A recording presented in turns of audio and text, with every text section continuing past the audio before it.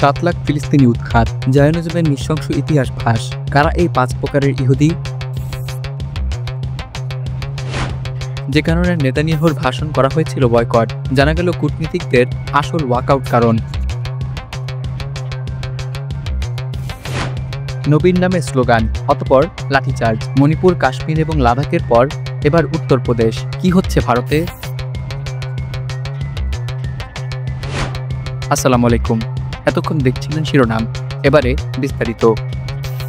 বর্তমান মধ্যপ্রাচ্যের অন্যতম জটিল এবং সংঘাতময় ভূরাজনৈতিক সমস্যা হল ইসরায়েল ফিলিস্তিন বিরোধ। এই বিরোধ শুধু একটি ভূখণ্ড নিয়ে নয়, বরং জাতিসত্তা, ধর্ম, ইতিহাস এবং অধিকারের প্রশ্নকে কেন্দ্র করে বহু দশক ধরে চলমান। আজকের এই প্রতিবেদনে আমরা বিশ্লেষণ করব ইসরায়েলের বিভিন্ন প্রকার ইহুদি সম্প্রদায় কারা, কিভাবে তারা ফিলিস্তিনের ভূমি দখল করে আধুনিক ইসরায়েল রাষ্ট্র তৈরি করেছে, এবং কেন বহু মানুষের মতে ইসরায়েল একটি অবৈধ রাষ্ট্র যেখানে প্রকৃতপক্ষে শুধু ফিলিস্তিনি আছে। ইহুদি জনগোষ্ঠী একটি ধর্মীয় এবং জাতিগত গোষ্ঠী। তবে আজকের ইসরায়েলে বসবাসরত ইহুদিদের মধ্যে বিভিন্ন উপশ্রেণী এবং জাতিগোষ্ঠী রয়েছে, যাদের মধ্যে রয়েছে অ্যাশকেনাজি ইহুদি, ইউরোপীয় বংশোদ্ভূত ইহুদি যারা দ্বিতীয় বিশ্বযুদ্ধের পর ও তার পূর্বে ইউরোপ থেকে ইসরায়েলে অভিবাসন করে। তারা মূলত পশ্চিমা জীবনধারা এবং আধুনিকতার ধারক হিসেবে পরিচিত। সেফারদিক ইহুদি মূলত স্পেন এবং পর্তুগাল থেকে বিতাড়িত ইহুদি, যারা পরে উত্তর আফ্রিকা এবং মধ্যপ্রাচ্যে ছড়িয়ে পড়ে। মেজরাহি ইহুদি আরব দেশগুলোতে বসবাসকারী ইহুদি, যারা ইসরায়েলের প্রতিষ্ঠার পর সেসব দেশ থেকে বিতাড়িত হয়ে আসেন। হারেদি অথবা অতি রক্ষণশীল ইহুদি ধর্মীয়ভাবে কট্টরপন্থী, আধুনিক ইসরায়েল রাষ্ট্রের সাথে অনেক সময় মতভেদে লিপ্ত। পলাশা ইহুদি ইথিওপিয়া থেকে আগত আফ্রিকান ইহুদি জনগোষ্ঠী, যাদেরকে ১৯৮০ এবং ৯০ দশকে বিমানযোগে ইসরায়েলে আনা হয়। এই ভিন্নতা থাকা সত্ত্বেও এক রাষ্ট্র গঠনের স্বপ্নে তারা একত্রিত হয়, যা পরিচিত জায়নিজম নামে। জায়নিজম একটি রাজনৈতিক মতবাদ যার সূচনা প্রায় ১৯ শতকের শেষ দিকে ইউরোপে হয়। এর প্রণেতা থিওডর হার্জল, যিনি দাবি করেন ইহুদি জাতিকে নির্যাতন থেকে রক্ষা করতে তাদের একটি আলাদা রাষ্ট্র প্রয়োজন। এই মতবাদী ইসরায়েল রাষ্ট্র প্রতিষ্ঠার আদর্শিক এবং রাজনৈতিক ভিত্তি তৈরি করে। ফিলিস্তিন সেই সময় ব্রিটিশ শাসনের অধীন ব্রিটিশ ম্যান্ডেট প্যালেস্টাইন নামে পরিচিত, যেখানে শত শত বছর ধরে মুসলমান, খ্রিস্টান এবং ইহুদি ফিলিস্তিনি জনগণ একত্রে বসবাস করছিলেন। জায়নিস্টরা ফিলিস্তিনকে প্রতিশ্রুত ভূমি দাবি করে সেখানে ইহুদি রাষ্ট্র গড়ার পরিকল্পনা করে। ১৯১৭ সালে ব্রিটিশ পররাষ্ট্র সচিব আর্থার ব্যালফোর ঘোষণার মাধ্যমে ইহুদিদের একটি জাতীয় ঘর প্রতিষ্ঠার প্রতিশ্রুতি দেন, যা ছিল রাজনৈতিকভাবে ফিলিস্তিনিদের প্রতি সরাসরি বিশ্বাসঘাতকতা। এরপর থেকে ইউরোপ থেকে হাজার হাজার ইহুদি ফিলিস্তিনে অভিবাসন শুরু করেন, যা স্থানীয় আরব জনগণের সাথে উত্তেজনা তৈরি করে। ১৯৪৭ সালে জাতিসংঘ একটি বিভাজন পরিকল্পনা গ্রহণ করে, যেখানে ফিলিস্তিনকে দুই ভাগে ভাগ করা হয়, এক অংশ ইহুদি রাষ্ট্রের জন্য, অন্য এক অংশ আরবদের জন্য। ইহুদিরা পরিকল্পনা মেনে নেয়, কিন্তু ফিলিস্তিনরা তীব্রভাবে এর বিরোধিতা করে। ১৯৪৮ সালে ইসরায়েল রাষ্ট্র ঘোষণা করা হলে আশেপাশে আরব দেশগুলো এর বিরুদ্ধে যুদ্ধ শুরু করে। এই সময় প্রায় ৭ লাখের বেশি ফিলিস্তিনকে তাদের ভূমি থেকে জোরপূর্বক উৎখাত করা হয়, যা ইতিহাসে আল নাকবা নামে পরিচিত। বহু গ্রাম ধ্বংস করা হয়, ফিলিস্তিনি পরিবারগুলো উদ্বাস্তুর জীবন বেছে নিতে বাধ্য হয়। ইসরায়েল রাষ্ট্র গঠনের পর যুক্তরাষ্ট্র সহ পশ্চিমা বিশ্বের শক্তিধর রাষ্ট্রগুলো এই রাষ্ট্রকে স্বীকৃতি দেয় এবং বিভিন্ন সামরিক এবং অর্থনৈতিক সাহায্য দিয়ে তাদের শক্তিশালী করে তোলে। এই শক্তির জেরেই ইসরায়েল ১৯৬৭ সালের ৬ দিনের যুদ্ধে পশ্চিম তীর, গাজা, গোলান মালভূমি এবং পূর্ব জেরুজালেম দখল করে নেয়। আজও ইসরায়েল বিশ্বের মাঝে অন্যতম সামরিক ক্ষমতাধর রাষ্ট্র হিসেবে পরিচিত, যার পেছনে মার্কিন অস্ত্র, অর্থ এবং জাতিসংঘের রাজনৈতিক সুরক্ষা কাজ করে যাচ্ছে। বর্তমানে ইসরায়েল পশ্চিম তীর, পূর্ব জেরুজালেমে অবৈধ বসতি শুরু করে চলেছে, গাজা ভূখণ্ডকে ঘিরে রাখছে, যেখানে প্রায় ২ মিলিয়ন মানুষ অমানবিক অবরোধে দিন কাটাচ্ছে। ফিলিস্তিনিদের ভূমি, জল, চলাফেরা এবং মৌলিক অধিকার হরণ করা হচ্ছে। জাতিসংঘের বহু প্রস্তাবনা অগ্রাহ্য করে ইসরায়েল নিজের আগ্রাসন অব্যাহত রেখেছে। এই বাস্তবতার ভিত্তিতে বহু বিশ্লেষক এবং মানবাধিকার সংস্থা দাবি করে ইসরায়েল রাষ্ট্র একটি উপনিবেশবাদী, বর্ণবাদী এবং অবৈধ কাঠামো, যা ফিলিস্তিনের প্রকৃত ভূখণ্ড দখল করে গঠিত হয়েছে। তাই ইসরায়েল কোনো দেশ নয়, কেবল ফিলিস্তিন একটি দেশ, যা ইহুদিরা দখল করে রেখেছে। ইসরায়েল ফিলিস্তিন সংঘাত কেবল দুটি জাতির দ্বন্দ্ব নয়, এটি ইতিহাস, বিচার এবং ন্যায়ের প্রশ্ন। ইসরায়েল নামক রাষ্ট্রটি আন্তর্জাতিক সমর্থনের জোরে গঠিত হলেও তার ভিত্তি নির্মিত হয়েছে উচ্ছেদ, বর্ণবাদ এবং সামরিক দখলের উপর। তাই এই সংকটের সমাধান শুধুমাত্র একটি স্বাধীন সার্বভৌম ফিলিস্তিন রাষ্ট্রের মাধ্যমে সম্ভব, যা ইতিহাস, মানবতা এবং ন্যায়ের দাবি পূরণ করবে। জাতিসংঘ সাধারণ পরিষদের অধিবেশন একটি আন্তর্জাতিক ফোরাম যেখানে বিশ্ব নেতারা বার্ষিকভাবে গুরুত্বপূর্ণ বক্তব্য প্রদান করে থাকেন। 2025 সালের অধিবেশনে ইসরায়েলি প্রধানমন্ত্রী বেঞ্জামিন নেতানিয়াহু যখন মঞ্চে ওঠেন, তখন শতাধিক কূটনীতিক সভাকক্ষ থেকে ওয়াকআউট করেন। এটি ছিল কেবল একটি কূটনৈতিক প্রতিবাদ নয়, বরং বিশ্ব জনমতের প্রতিফলন, একটি স্পষ্ট বার্তা যে গাজায় গণহত্যার জন্য দায়ীদের আন্তর্জাতিক মঞ্চে স্বাগত জানানো হবে না। নেতানিয়াহুর বিরুদ্ধে আন্তর্জাতিক অপরাধ আদালত 2024 সালের নভেম্বরে যুদ্ধাপরাধ এবং মানবাধিকার বিরোধী অপরাধের অভিযোগে গ্রেফতারি পরোয়ানা জারি করে। মূলত 2023 সালের অক্টোবর থেকে গাজায় শুরু হওয়া ইসরায়েলের তথাকথিত সন্ত্রাসবিরোধী অভিযান বাস্তবে এক ভয়াবহ মানবিক সংকটের রূপ নেয়। জাতিসংঘ এবং বিভিন্ন মানবাধিকার সংস্থার তথ্যমতে গাজায় নিহত, আহত এবং নিখোঁজ হয়েছেন 2.38 লাখের বেশি ফিলিস্তিনি। নিহতদের মধ্যে 80% বেশি ছিলেন সাধারণ নাগরিক, নারী, শিশু এবং বয়োজ্যেষ্ঠ।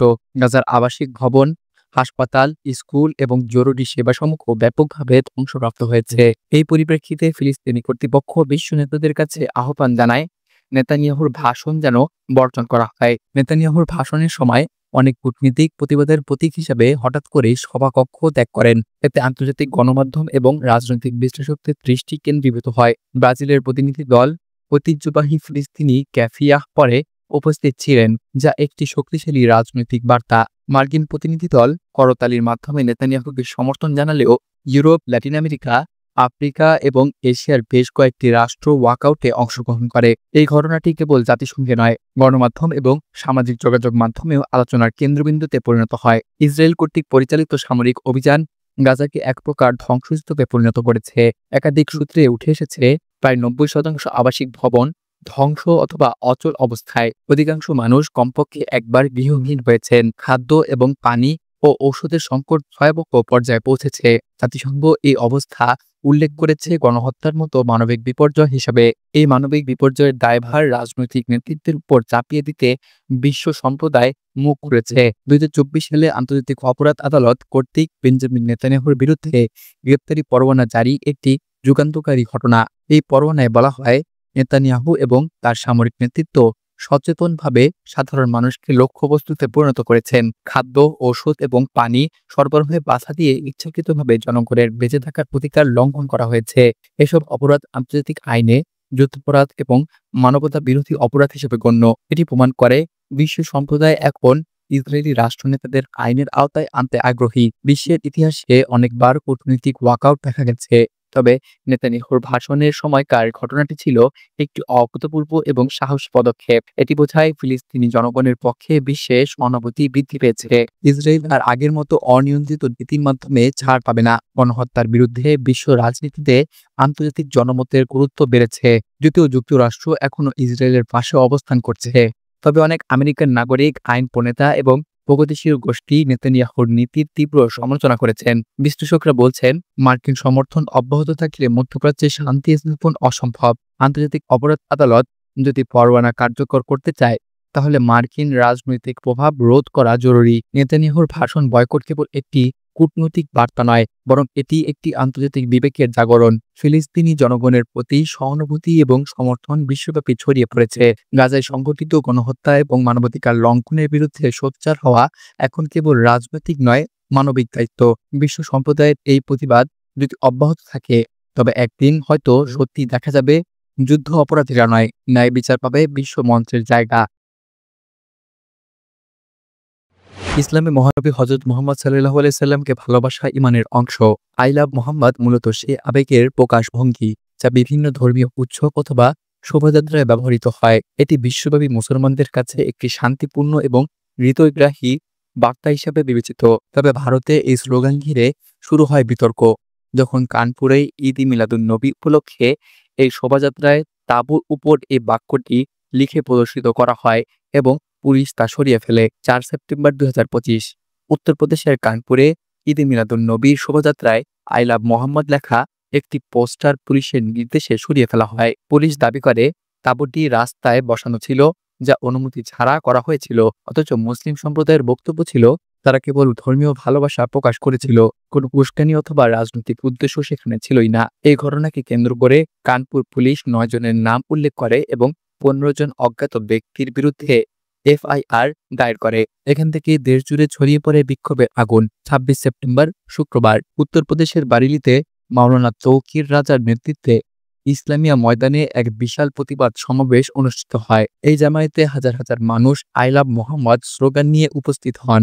জুমার নামাজ শেষে বিক্ষোভ শুরু হলে পুলিশ বাধা দেওয়ার চেষ্টা করে। অভিযোগ রয়েছে, কিছু অংশগ্রহণকারীরা পুলিশের সঙ্গে সংঘর্ষে জড়িয়ে পড়ে, পাথর ছোড়ে এবং পুলিশের উপর গুলি চালানো হয় বলেও দাবি করা হয়। আইজি অজয় শহরী বলেন, ঘটনা পূর্ব পরিকল্পিত ষড়যন্ত্র বলে মনে করা হচ্ছে। পুলিশ লাঠিচার্জ করে পরিস্থিতি নিয়ন্ত্রণে আনে এবং ১২ জনকে গ্রেপ্তার করা হয়। আহত হন ১০ জন পুলিশ সদস্য।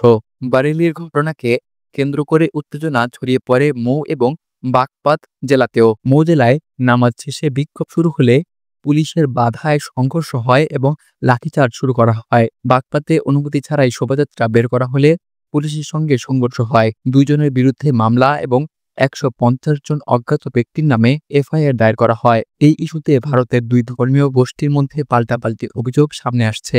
হিন্দু সংগঠনগুলোর অভিযোগ, আই লাভ মোহাম্মদ পোস্টার উস্কানিমূলক এবং মিশ্র এলাকায় স্থাপন করে ইচ্ছাকৃত উত্তেজনা সৃষ্টি করা হয়েছে। তারা অভিযোগ করেছে, তাদের পোস্টার ভাঙচুর করা হয়েছে। মুসলিম পক্ষের দাবি, ধর্মীয় ভালোবাসা প্রকাশ করলেই টার্গেট করা হচ্ছে।